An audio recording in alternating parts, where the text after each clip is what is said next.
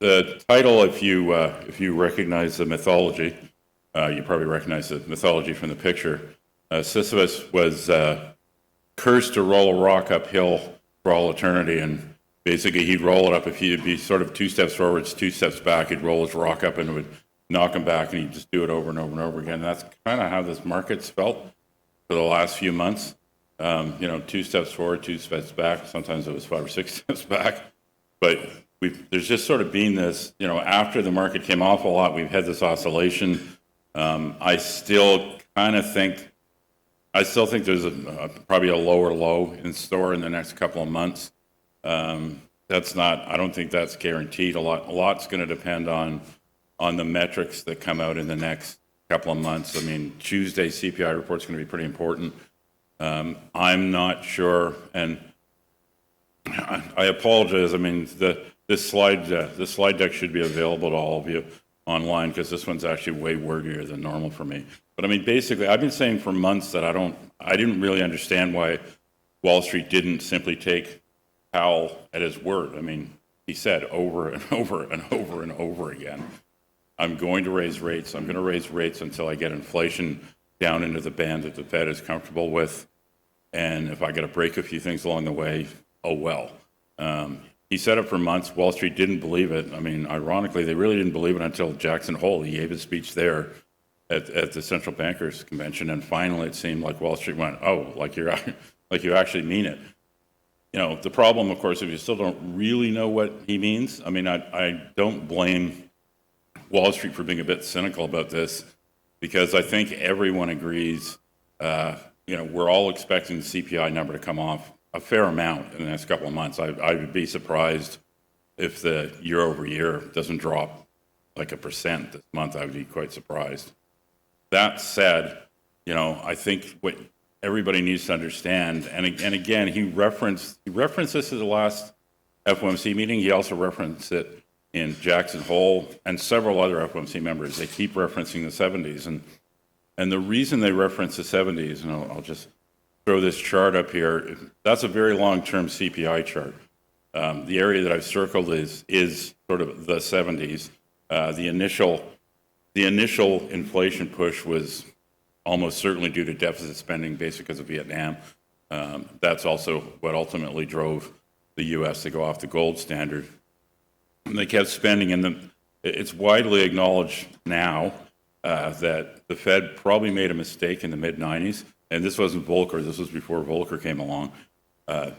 They pushed rates up, and as soon as they started seeing economic weakness, they pulled back again. And you can see there's 2 or 3 spikes there, and each one's bigger than the last. The last spike is, of course, the Volcker spike, if you will, when he took rates to 18% and held them above, even when inflation started falling off, he held rates above inflation. He had significant positive real interest rates for a couple of years. That finally killed inflation. What the Fed's trying to do is not repeat that.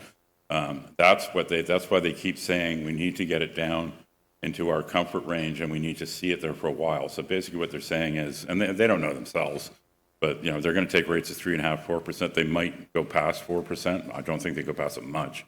And even once they get there, unless you saw inflation go like right back to 2% in 2 months, which I do not personally think is going to happen, there's too much sticky inflation, things like rents, wages, some of the service stuff. These are things that prices just don't reverse very fast. A lot of them are contractual. So, I think, they get it down. They probably get it down to 4 or 5 relatively easy. I think it gets hard after that.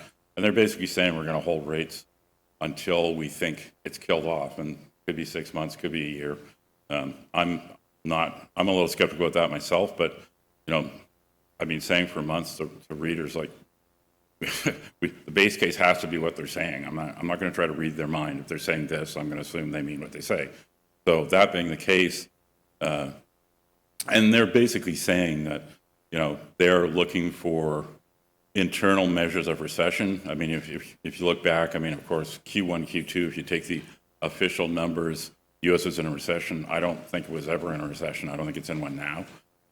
I think the most meaningful, probably the only meaningful measure of a recession is actually a contraction in overall employment. And I think the Fed is pretty much resigned at this point they obviously don't want to move it up much. They're trying not to create a recession, but they're pretty much saying, we recognize that we're probably going to have to get to the point where non-farm payroll increases are either really small or more likely that we actually see some negative payroll numbers for 2 or 3 months, which by my definition, that's what a recession is. And that's why I think we'll probably see one late this year. You know, S&P, like you can see, there's some oscillation there.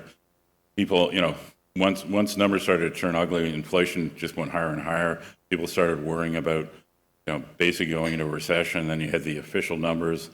It kind of bottomed out once everybody could see inflation was going to roll over, essentially when energy prices started topping out.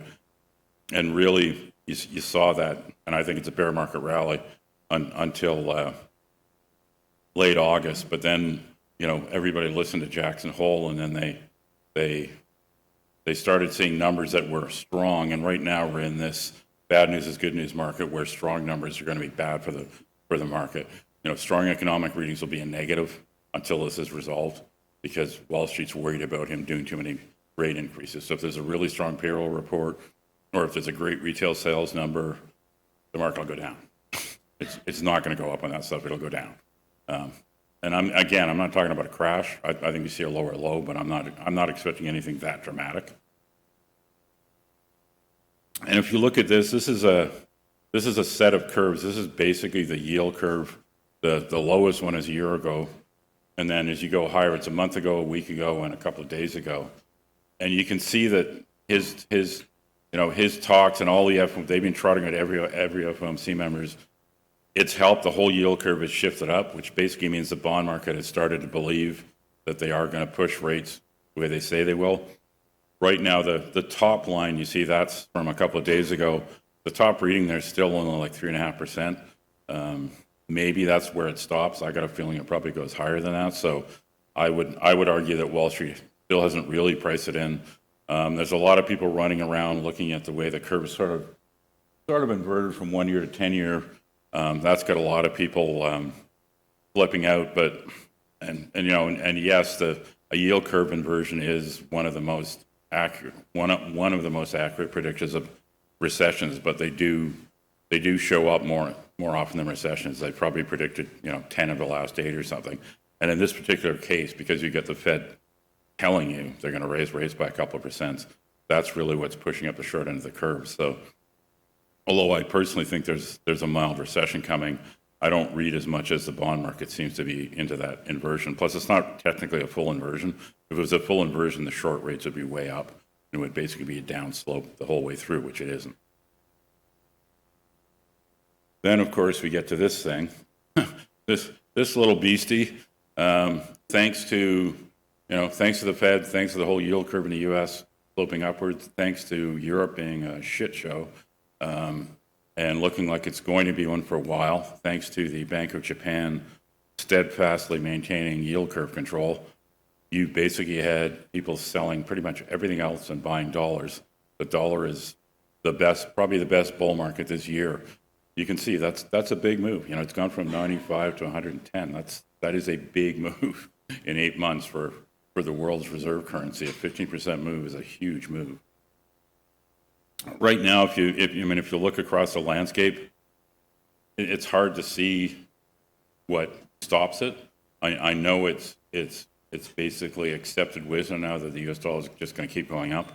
That makes a cynic like me think it's probably not going to keep going up a lot longer. A couple of things I would mention, like in Europe, for instance, yes, Europe is a shit show. Europe is not going to have a good winter. But I think people are getting too caught up looking at things like futures market electricity rates. You've got people trading in that market to try to hedge electricity 3 or 4 months out, but it's actually a very small, inefficient market. And guys are saying 900 euros a kilowatt hour, 1,000 euros a kilowatt hour, and they're all going, oh, everyone's going to be paying 1,000 euros in 3 months. They're going to be paying more than they are now, but they're not going to be paying 1,000 euros. That's short-term guys hedging and, frankly, hedge fund guys screwing around with that market. That's not the market. It's a very small subset. I'm not saying things are going to be good. I don't think they are. If there's some slowdown, we may see a little bit more pullback in oil and gas, at least in our part of the world, and that'll probably help in Europe. But there's no getting around Europe's going to have a bad recession. Japan is sticking to the script. They don't want to go off yield curve control. They're determined to keep their rates low. I don't know how long they can do that. The Bank of Japan is going to be buying the shit out of the bond market. I mean, they've always bought the shit out of the bond market, but they must be really going overtime now. I don't see how else they could hold yields even where they are now. But that's the reason why the yen's gone from like 120 to $1 to 145 to $1. That's because they're saying we're not putting rates up.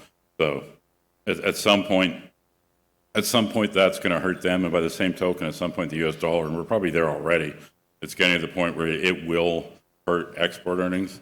The US is probably one of the most insulated economies when it comes to trade, but a lot of companies on the S&P 500 make a lot of their money offshore, and this is going to hurt them. So part of the reason why I'm expecting more downside in New York is I think you're going to see a lot of downward profit revisions for Q3, in large part because of this. The U.S. doesn't love this either, but the Fed can't have it both ways, because they're going to try to get rid of inflation by pushing rates higher. This is what you get.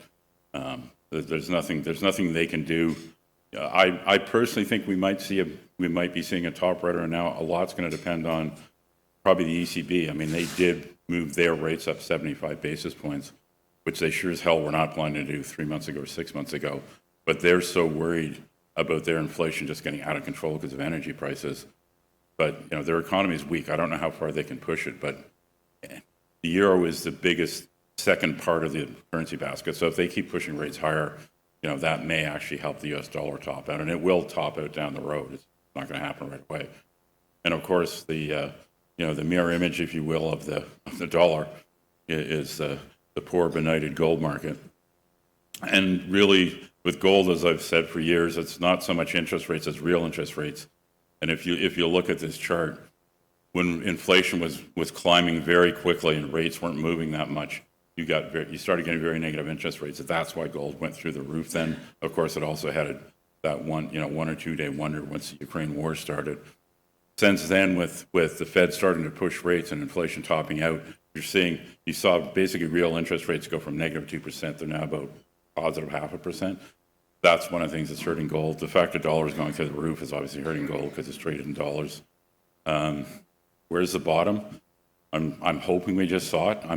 We just saw a double bottom at 1680. I don't know if it's the double bottom, but it's a double bottom. That's about as bad as I thought it would get. So I'm kind of hoping that we start seeing some movement here. I don't expect anything spectacular until the market decides it knows where the Fed is stopping. And that doesn't necessarily mean it has to be like after the last rate increase. This has to be at the point where either from obvious other signals or just from signaling from the Fed, for that matter, the market says, okay, we know rates are going up another 25 or another 50 basis points. That's it. Like, we know where the top is. At that point, I think you start seeing some easing off in the dollar, and I think that's when you see gold move. And secondarily, if we do have another leg down on Wall Street that's significant, say 20%, just to pull a number out of the air, coming out of that kind of a bear market, generally speaking, it's gold that moves first. Gold generally bottoms 3 or 4 months before Wall Street. If you go back to 2008, Wall Street bottomed in April, gold bottomed in December, and that's not unusual. Gold smells out that basically the yields are going to collapse because we're going into recession.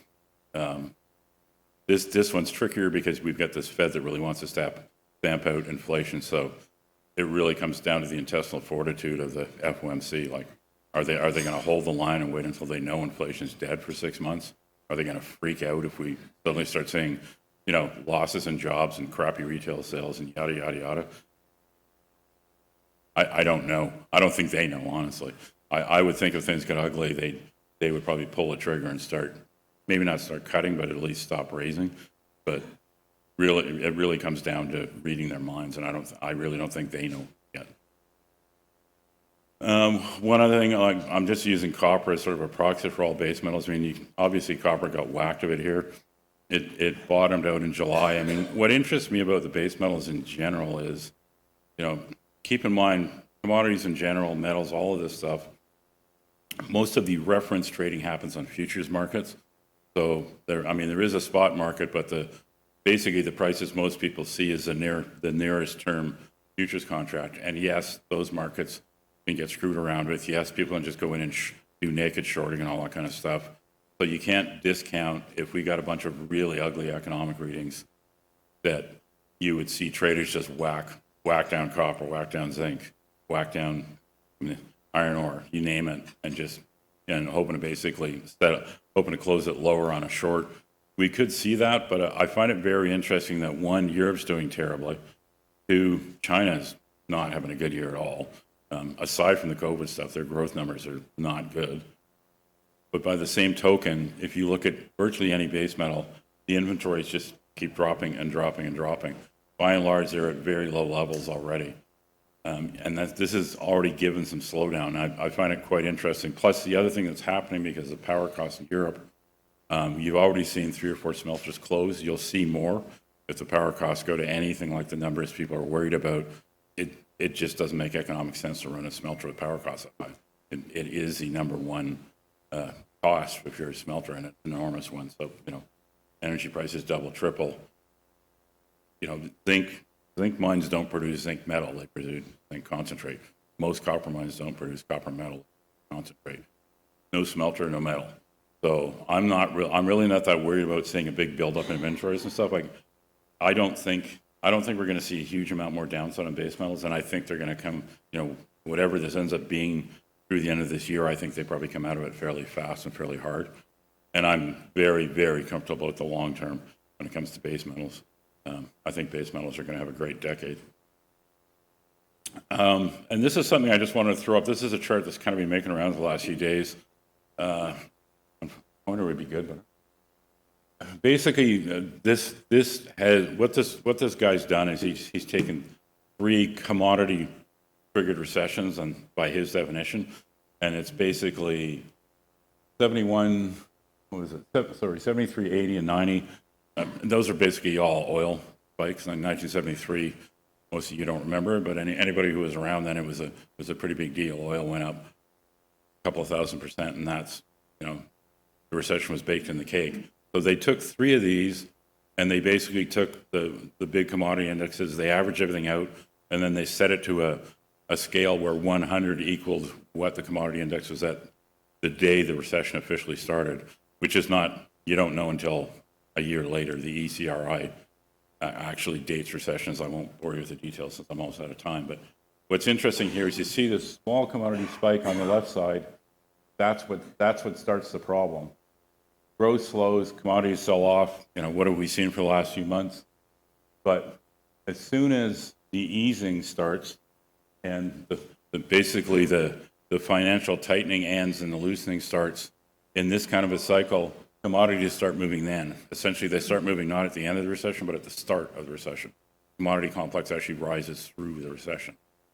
I'm not totally sold that that's the kind of recession that we will have if we have one this time. I'm not sure I buy that definition, but I think that's kind of interesting. If the market buys a definition, things could be less ugly for us than a lot of us feel like they are right now. I'm pretty much out of town, so I'm just going to blah here for a couple minutes. I don't want to waste a lot of time on it. Bottom line, I'm hoping gold saw the bottom at 1680, but I definitely can't discount another leg down if they really, really tighten financial conditions. They're just starting to do quantitative tightening, like really do it now. Nobody really knows how the market's going to react to that. That could move the yields more than even the Fed's planning. My gut feel is, U.S. economy is slowing. I think it's going to have a recession. I don't think it's going to be much of one. I'm not expecting anything catastrophic. I think it'll just be a garden variety, two quarter, not very deep recession. I don't see how we get a deep one unless employment gets way worse than it is right now. I don't see how you get a deep recession with 3.5% unemployment. That just doesn't make sense to me. So I don't think it's going to be all that bad. Once we get towards the end of the cycle, and I think in this case, we may not need to see the Fed cut rates so much as see the Fed say, yeah, we're at X%, we're going to stay here for 6 months or 9 months or whatever, but we're not raising them more. I suspect that's where you really see commodities and particularly precious metals. If they're going to have a good move coming out of this, which I think they will, that's probably when it starts, and that's end of this year, early next year.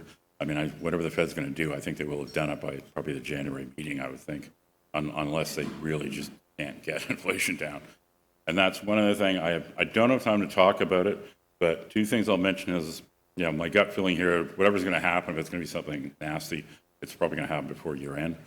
So your timing is actually good. It may not feel like it, but if that's the way the timing works out, this is the time to be out looking for stuff. And I'll go into it in another talk at some point. I talked about this in Toronto a bit. I think one thing to keep in the back of your mind is I think it is possible.